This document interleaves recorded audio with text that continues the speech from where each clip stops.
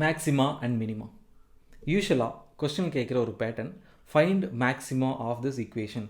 ஒரு ஈக்குவேஷன் கொடுத்துருவாங்க, இது எப்போ மேக்ஸிமம் ரீச் பண்ணும், அந்த ஃபங்க்ஷன் எப்போ மினிமம் ரீச் பண்ணும் அப்படின்னு கேட்பாங்க. ஸோ ப்ரீவியஸில் பேசியிருந்தோம் டிஃப்ரென்ஷியேஷன், அதோட அப்ளிகேஷன்ஸ் எல்லாமே பேசியிருந்தோம். ஸோ இதுவும் ஒன் ஆஃப் தி அப்ளிகேஷன் சொல்லிக்கலாம், டிஃப்ரென்ஷியேஷன் இன்டெகிரேஷன் தெரியறதுனால. பாருங்கள், ஒரு எக்ஸுங்கிற பொசிஷன், ஏதாவது ஒரு வேரியபிள் எக்ஸ் மாறிக்கிட்டே இருக்குது. எக்ஸ் மாறும்போது ஒய்ங்கிற வேல்யூ மாறிக்கிட்டே இருக்குது, அதனால் ஒரு கிராஃப் கிடைக்குது. இப்போ அந்த ஃபங்க்ஷன் நம்மகிட்ட கொடுத்துட்டு நம்மகிட்ட கேட்பாங்க, இது எப்போ வந்து மேக்ஸிமம் போகுது, இந்த மேக்ஸிமம் பாயிண்ட் என்னன்னு கேட்பாங்க. ஆர் x1ஓட வேல்யூ, x2ஓட value, minimum point x2, maximum point x1, இந்த பொசிஷன் கேட்பாங்க. சரி, ஜென்ரலாக இந்த மேக்ஸிமா மினிமாவில் ஒரு காமன் விஷயம் நடக்கும். என்னென்னு பாருங்கள், இந்த எக்ஸ்ட்ரீம் பாயிண்டில், மேக்ஸிமம் பாயிண்டில் ஸ்லோப் வந்து 0 ஆகும். ஏன்னா அந்த சின்ன இன்ஸ்டன்ட் யோசிச்சு பாருங்கள், ஸ்ட்ரெயிட் லைன் தானே, ஒரு சின்ன இன்ஸ்டன்ட் யோசிச்சு பாருங்கள், ஸ்ட்ரெயிட் லைன் ஆயிடுச்சுன்னா ஸ்லோப் கான்ஸ்டன்ட்னு சொன்னேன்.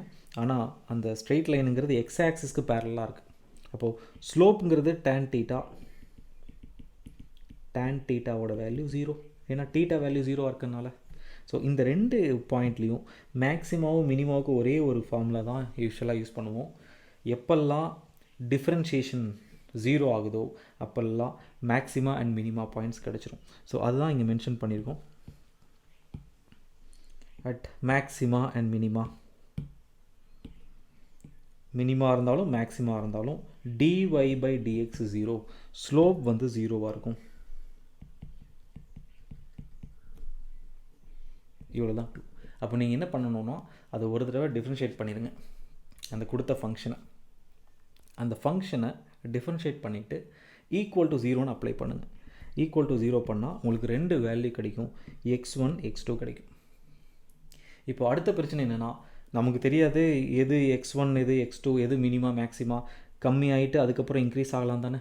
அப்போ ஃபஸ்ட்டு மேக்ஸிமா மினிமா வரும், அதுக்கப்புறம் மேக்ஸிமா பாயிண்ட். அப்படியும் பாசிபிள். இந்த கேஸில் பாருங்கள், மேக்ஸிமா வந்தது, அதுக்கப்புறம் மினிமா வருது. இந்த மாதிரி சிச்சுவேஷனில் you have to find position of maximum and minima independently. எப்படி கண்டுபிடிக்கணும் அப்படின்னா ரொம்ப சிம்பிள். இப்போ ரெண்டு ஃபங்க்ஷன்ஸ், ரெண்டு வேல்யூ கிடச்சிருக்கும், x1 x2.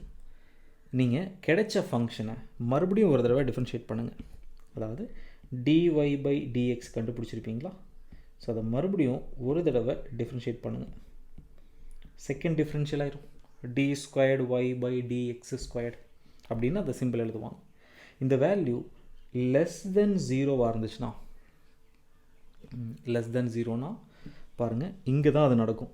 மேக்ஸிமம் அட்டைன் பண்ணிவிட்டு மறுபடியும் லெஸ் தென் 0, நெகட்டிவ் குவான்டிட்டி வருதுன்னா ஸ்லோப் நெகட்டிவ் ஆகுதுன்னு அர்த்தம்.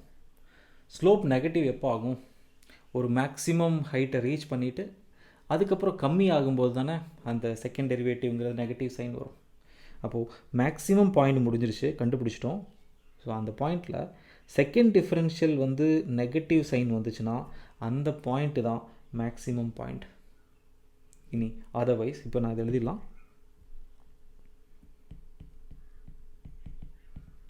Position of or condition for maxima. இனி கண்டிஷன் ஃபார் மினிமா என்னன்னு பார்க்கலாம். dy by dx ஆஃப், மறுபடியும் அதை டிஃப்ரென்ஷியேட் பண்ணுறேன், dy by dx. அந்த பாயிண்டில் இது வந்து கிரேட்டர் தென் 0, பாசிட்டிவ் வந்துருச்சுன்னு வச்சுக்கலாம். ஸோ பாசிட்டிவ் எப்போ வரும்னா பாருங்கள், ஸ்லோப் 0 ஆகுது, அதுக்கப்புறம் ஸ்லோப் இன்க்ரீஸ் ஆகுது. அப்போ ஒரு மினிமம் முடிஞ்சதுக்கப்புறம் தான் அந்த மேக்ஸிமம் ஆரம்பிக்கும். லைக் அந்த ப்ரோக்ரெசிவாக அது பாசிட்டிவ் வேல்யூ போகும் ஸ்லோப். அப்படி பார்க்கும்போது இதுதான் கண்டிஷன் ஃபார்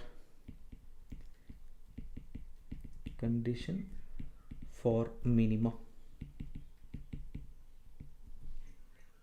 இது வந்து கண்டிஷன் ஃபார் மேக்ஸிமா. இது எல்லாம் கன்க்ளூட் பண்ணி நான் ஒரு காமன் ஐடியாவில் சொல்லித்தரேன். ஃபஸ்ட்டு நீங்கள் என்ன பண்ணாலும் சரி, மினிமா மேக்ஸிமான்னு கேட்டாலே நீங்கள் dy by dx தான் எடுத்துக்கணும், ஈக்குவல் டு 0ன்னு எடுத்துக்கணும், அவ்வளோதான். ஸோ நான் ரொம்ப ரெண்டு விஷயத்தையும் கம்பைன் பண்ணி ஒரு ஸ்டேட்மெண்ட்டாக மாற்றிக்கலாம். Condition dy by dx equal to 0ன்னு அப்ளை பண்ணோம், அப்போ அந்த வேல்யூ கிடைக்கும். செகண்ட் டெரிவேட்டிவ் அது மட்டும் இல்லை, அண்ட் ஒன் மோர் கண்டிஷன் இருக்குது, d squared y by dx squared less then 0வாக இருக்கணும். நெகட்டிவாக இருந்துச்சுன்னா கண்டிஷன் ஃபார் மேக்ஸிமா. இனி condition for minima. dy by dx equal to 0 and இன்னொரு condition satisfy பண்ணும் d squared by dx squared greater than 0 இருக்கணும் positive வேல்யூவாக இருந்துச்சுன்னா மினிமா கண்டிஷன்